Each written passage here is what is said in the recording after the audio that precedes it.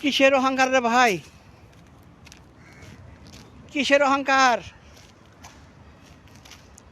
কিসের এত ক্ষমতা ধর?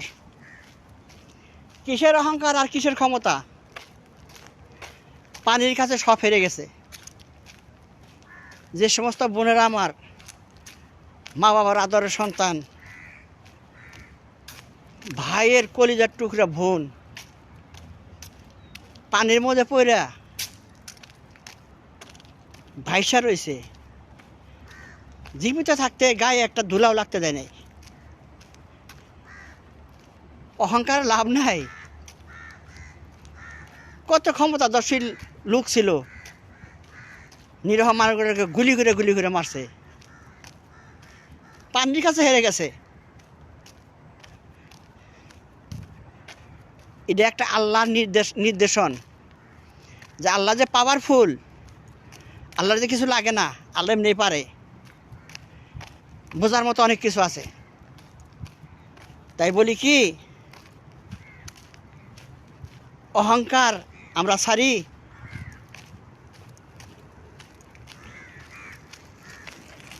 আর ক্ষমতা ছাড়ি। ক্ষমতা কিচ্ছু না। যেমন নমরুদ ছিল, তার এক মশা দিয়ে মারছে আল্লাহ, মশা দিয়ে। আল্লাহর কিছু করা লাগে নাই। তাই বলি ক্ষমতার অহংকার দুটাই ছেড়ে দিতে হবে। কারণ আল্লাহর ক্ষমতার সামনে কিছুই না। ভুলের জগতে বাস করি আমরা।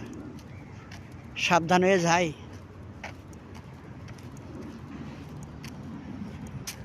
দেখেন বাংলাদেশ 1-2 গ্রাম না, 2-4 ডিস্ট্রিক্ট। আল্লাহু আকবার, আল্লাহু আকবার।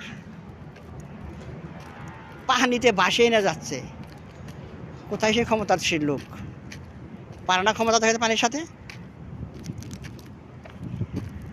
তুচ্ছ, সব তুচ্ছ।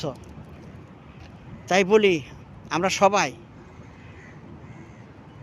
মানুষের সাথে ভালো ব্যবহার করি, আল্লাহর হুকুম মেনে চলি। এটা তো দুনিয়ার পানির সাজা। কবরের সাজা কি জানেন? কবরের সাজা যে সাজা দেব না, হ্যাঁ চোখেও দেখবো না, অন্ধ, কানেও শুনবো না।